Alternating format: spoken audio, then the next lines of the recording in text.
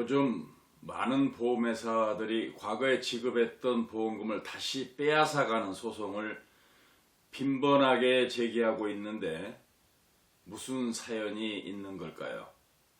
오늘은 그에 관하여 말씀드리겠습니다.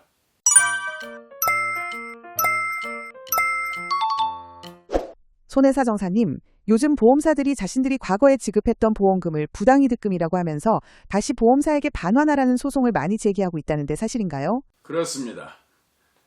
10여 년 전에는 계약자가 보험 사기를 저질러 형사처벌을 받은 경우에만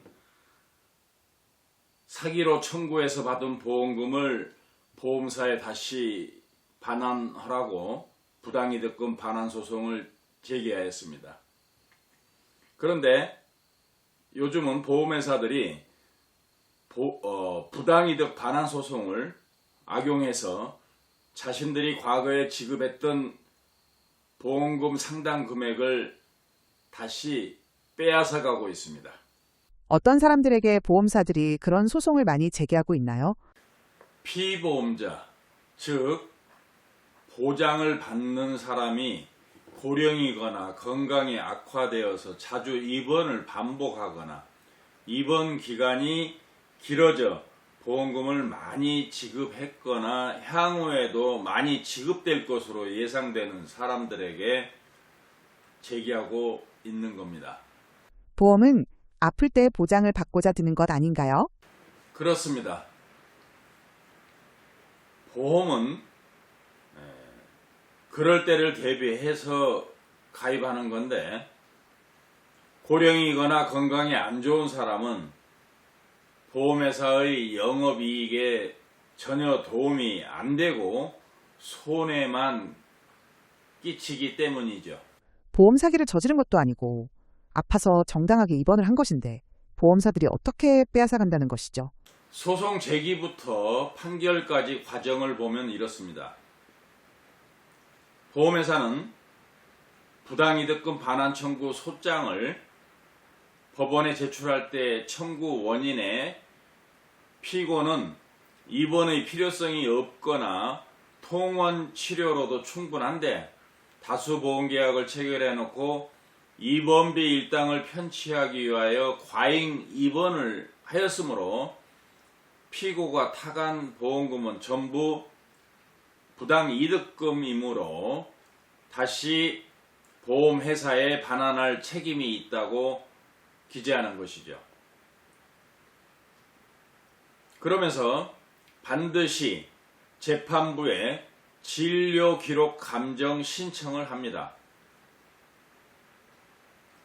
아무리 정당하게 입원을 했더라도 감정인이 판단한 입원의 필요성 및 적정 입원 일수는 피보험자의 실제 입원 일수와 100% 일치하지는 않습니다.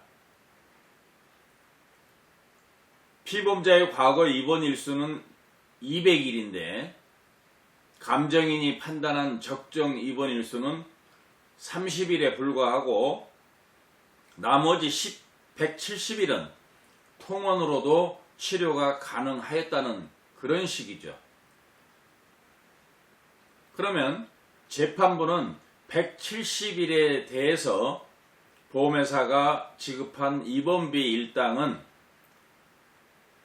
부당이득금이므로 원고인 보험회사에 반환하라고 판결하는 것이죠. 피보험자가 입원하였던 병원의 의사가 환자에게 장기간 입원 또는 반복적인 입원이 필요하였다고 말하여도 진료기록, 감정인의 감정 결과만으로 그렇게 판결할 수 있나요? 그래서 정말 문제가 많은 소송입니다. 환자의 입원 당시 상태, 즉 환자의 증상의 경중, 입원 치료의 필요성, 적정 입원 일수 등은 환자를 직접 진찰하고 검사하고 치료했던 의사가 가장 잘 알고 있을 것이라는 것은 삼척동자도 아는 사실입니다. 그럼에도 담당 의사의 소견은 무시되고 감정인의 감정 결과만으로 부당이득이 발생한다는 사실은 너무나 계약자에게 가혹하다고 봅니다. 보험약관의 입원비 일당 지급 규정은 어떻게 되어 있나요? 대한민국에서 판매되고 있는 모든 보험의 보험약관에는 질병이나 상해로 병원에 입원하여 치료를 받은 경우에는 생명보험은 3일 초과 1일당, 손해보험은 입원 일수 1일당 약정금액 얼마씩을 지급한다고 규정하고 있습니다. 감정인이 판단한 적정 입원 일수만큼만 지급한다는 규정은 보험약관 어디에도 존재하지 않습니다. 더구나 어떤 보험약관에는 피보험자가 정당한 이유 없이 의사의 지시에 따르지 않거나 치료를 게을리하여 손해가 확대된 경우에는 그 확대된 손해에 대해서 보험금을 지급하지 않는다고까지 규정되어 있습니다. 보험약관은 그렇게 규정해놓고 실제로는 담당 주치의 소견은 무시되고 진료기록을 감정한 감정인의 의견만 판결에 인용되고 있는 것이죠. 그렇다면 계약자나 피보험자는 어떻게 대처해야 하죠?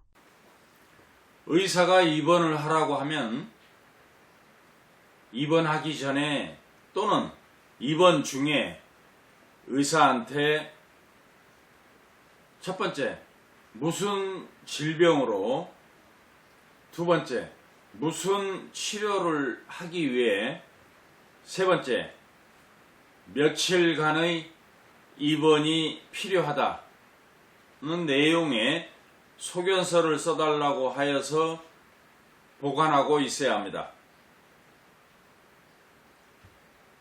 그리고 추가해서 그 소견서에 다음 6가지 중 나는 어디에 해당된다고 볼 수 있는지도 기재하여 달라고 해야 합니다. 그 6가지란 대법원에서 입원이 필요한 경우로 판시한 6가지 경우를 말하는데, 첫째, 환자의 질병에 대한 저항이 매우 낮은 경우. 둘째, 투여되는 약물이 가져오는 부작용 혹은 부수 효과와 관련하여 의료진의 지속적인 관찰이 필요한 경우. 셋째, 영양 상태 및 섭취 음식물에 대한 관리가 필요한 경우. 넷째, 약물 투여, 처치 등이 계속적으로 이루어질 필요가 있어서 환자의 통원이 오히려 치료에 불편함을 끼치는 경우.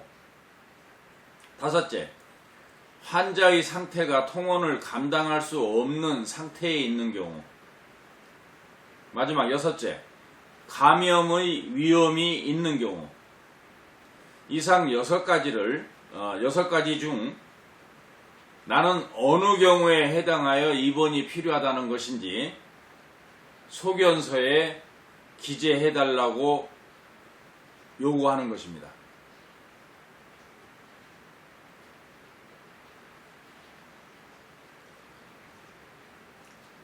오늘의 결론입니다.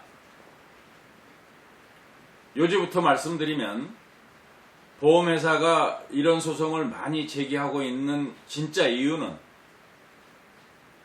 고령이거나 건강 악화자는 보험금이 많이 지급되어서 보험회사의 이익에 도움이 안 되므로 소송을 통해서 피보험자를 겁박하여 스스로 보험계약을 해약하게 하거나 더 이상 보험금 청구를 못하게 하려는 것입니다.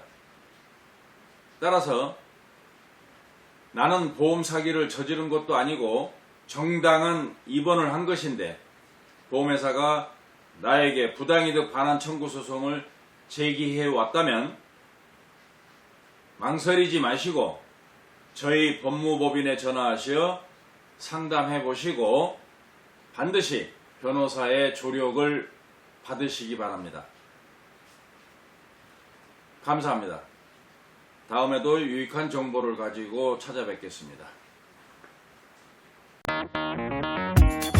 보험금을 청구할 때마다 횡포를 일삼는 일명 이상한 보험회사에 대하여 자세히 알고 싶으신 분들은 제가 쓴 책 좋은 보험, 나쁜 보험, 이상한 보험회사를 구입해서 꼭 읽어보시기 바랍니다.